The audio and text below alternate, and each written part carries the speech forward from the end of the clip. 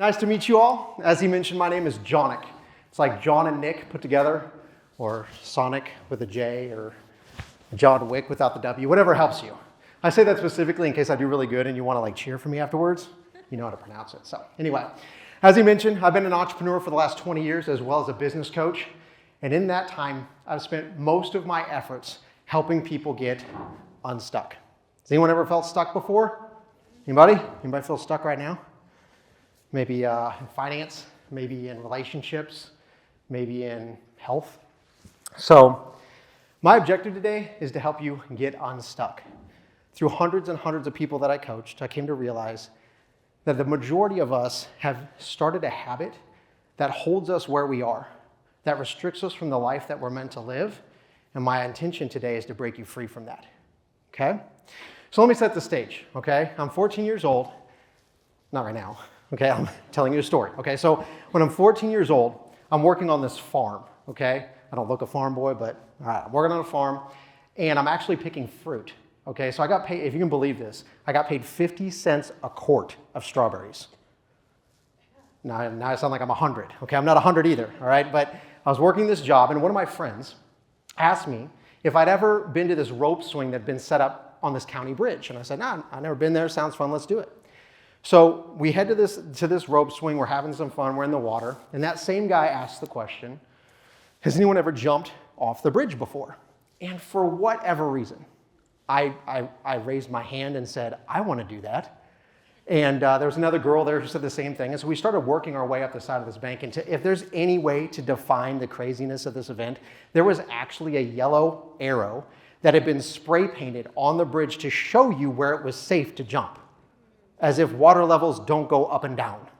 And so I go to this arrow, I look over the edge, and the first thought that ran through my head was, I'm gonna die. So I'm 14 years old. This is, I don't know, 50, 60 feet. And my mind starts racing. I start thinking of different justifications, reasons why I probably shouldn't do this. In fact, I was trying to make the pitch so good I could convince the girl next to me, you shouldn't do it either because it would look really bad if you did and I didn't. We sat there for I don't know how long. And then out of nowhere, a truck comes racing across the bridge. And I don't know why, but I just shoved off. I just jumped. And I closed my eyes immediately and fell for what felt like 10 minutes. When I finally hit the water, I was leaning forward like maybe 10%, and it knocked the wind out of me. When I came out of that water, I was just happy I wasn't dead. But I looked around and I realized that the girl next to me, she didn't jump. She was still up there. And so we're all sitting there cheering her on. We're trying to get her to jump, but it's been a while, like quite a while. She had psyched herself out. Eventually, out of nowhere, she jumps off. Perfect toothpick formation, looking good. But about 10 feet off the water, she actually passes out from an adrenaline rush, and her body buckles like this, and bam, she hits the water. It was the worst sound I'd ever heard in my life. I look out, her body comes out of the water, face down. I immediately dive into the water and pull her out, and fortunately, she was still breathing. She couldn't remember where she was. She couldn't remember that she had a state softball tournament the next day. It's a pretty crazy event. I didn't realize how crazy or how much it impacted me until 10 years later. Me and my friends would go class 5 whitewater rafting out in Colorado. All right, Gore Canyon, great name, right? Craziness, but not crazy enough because we just had to spend a day cliff jumping, which, not a fan. In fact, every single year that we went, my friends would be jumping off, doing backflips, doing crazy stuff, and I was there for, I don't even know how long. I was praying, I was yelling, I was coaching myself. I was doing anything I could to push myself off that cliff, and I did it every year. Now, why? Because I realized that fear had taken a grip of that part of my life, and I refused to let it have control. Now, I tell you this whole story because I think it's okay to be scared.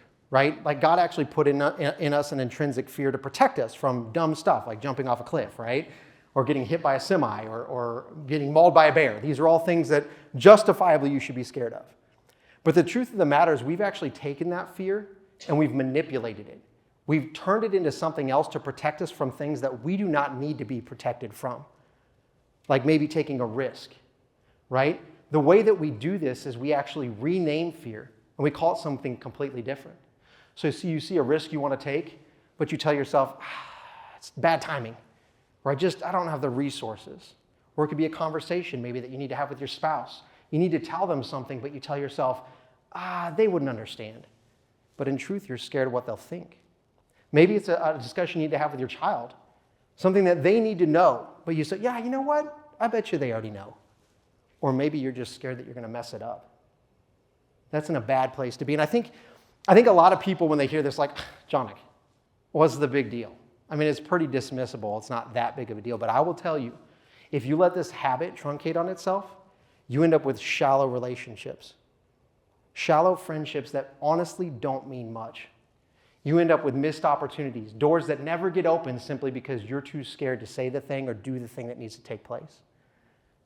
It also happens to form apathetic marriages where there's no transparency, no depth. Even projects can fall apart in the biggest way. Companies get destroyed. Let me give you an example. In 1999, Mars tasked itself with building I don't think they tasked themselves with anything, all right? NASA tasked themselves with building something called a Mars Climate Orbiter. And this project was big. They partnered with tons of people. In fact, they partnered with Lockheed Martin. And Lockheed Martin was actually in charge of the navigation system that was going to get them out of the atmosphere.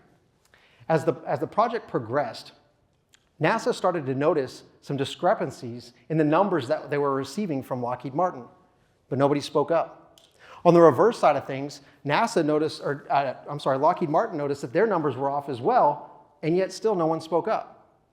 What was happening is that NASA was actually doing its measurements in the English measurement system, while Lockheed Martin was using the metric system. These obviously don't line up too well. You fast forward to launch day, everything looks good, the shuttle shoots off into space, and as it tries to exit the atmosphere, it bursts into flames. $327 million and 7 years of work all burned up simply because someone wouldn't say something? Do you think that the people that noticed those things wanted to say something? Do you think that they probably felt like they should have said something, but they didn't want to rock the boat?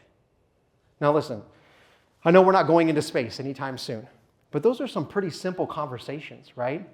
And we have these same conversations every single day. I don't want to downplay this. This habit takes place dozens of times a day.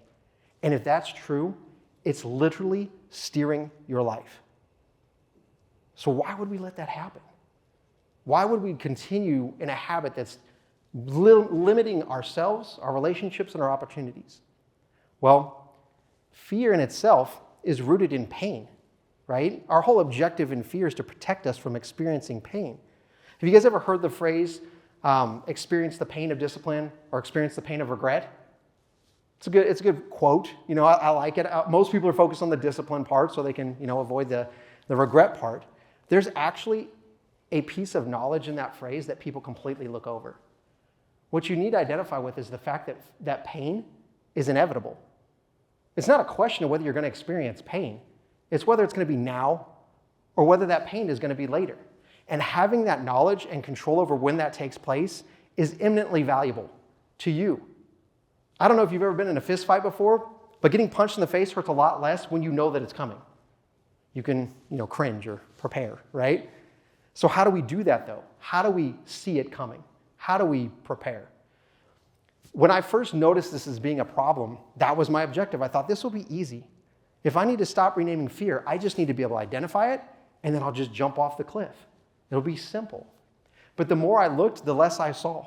It's really hard to catch something that you can't see because you're calling it something completely different, right? So when I noticed this was taking place, I started to build in these little actions that you can take that can help you buy time and protect you from participating in this habit. The first one's pretty big. And it's actually the most easy to catch. What happens is you start to build yourself a sales pitch. It's this internal conversation. Have you ever been up in your head before where there's this long dissertation going back and forth where you're convincing yourself of something? That is you renaming fear. That is you trying to, just like I was on the bridge, right? Like trying to convince myself why it was okay for me to not do that. It's the same thing that you're doing inside and the truth of the matter is most of us in this room have been doing this our whole life. In fact, your biggest fears have been covered up by your best sales pitches. Have you ever met people where they say, like, listen, I'm not much for, I don't have a lot of friends because I'm not very talkative. I'm not very talkative because I'm shy. I'm not good with people. You've heard this, right? Or maybe it's like, I can't lose weight because I'm just not much of a runner. It's my bone structure. Or no, it's genetics. Listen, I've been trying to get a six-pack the majority of my life. I've met people that have a great six-pack, and I'm like, how did you get that? And they're like, genetics. And I'm like, I want to punch the genetics out of your face, okay? So the reality is all of these things are just stories that we tell ourselves to make ourselves feel better about the fact that we're scared. The second thing I've noticed is timing. Often you will reword what's going on and always prolong. Fear in situations like this doesn't say, don't do it. It says, we'll do it later. And the reason for that is deep down, you know that you need to do something. So instead of saying, I'm not going to do it, you just say, I'm going to do it later. So in those internal conversations, if you catch yourself building that up, the sales pitch, and it is prolonged, chances are that's what you're doing. The last one's a little bit less applicable. It just depends on how deep the fear is. And it really comes down to like an energy increase. If you notice when you're having this conversation and anxiety build up, that means the fear is pretty big. If you catch yourself, rarely does your mind have to convince you something that's obvious, right? So if you're convincing yourself and your emotions are high, chances are that's you renaming fear. All three of these things buy you time to be able to recognize the fact that you're participating in this habit, and most importantly, do the thing that needs to be done or say the thing that needs to be said. For me, it was a financial thing. When I was younger, when I first got out of school, I made a lot of poor financial decisions. And because I didn't want to have to do the hard things, I didn't want to have to delay gratify, I didn't want to have to admit that I was broke, I didn't want to have to do any of those things, so I would tell the story, right? I would tell the story to myself and others about how all these bad things happened to me and it was out of my control. In truth, it really was in my control, but a lot of you maybe have stories that you've created based off of situations that were not your fault. Even if it's not your fault that you are where you are today, it is your fault if you stay there. You have control over this. So the next time, you guys, understand that fear doesn't show up in a suit. It doesn't make itself obvious. Most of the time, it looks like that text message that you keep restructuring 478 times to make it perfect. It's that meeting that you keep rescheduling or that phone call that you keep ignoring. You have the power to make things change. When you control this, doors will start to open. Your relationships will get enriched. And your life could be better than you ever thought possible. So the next time you catch yourself saying, you know what, I'm just being reasonable. You know what, I'm just being patient. Just call it what it is. It's fear. And now you know what to do with it. Thank you.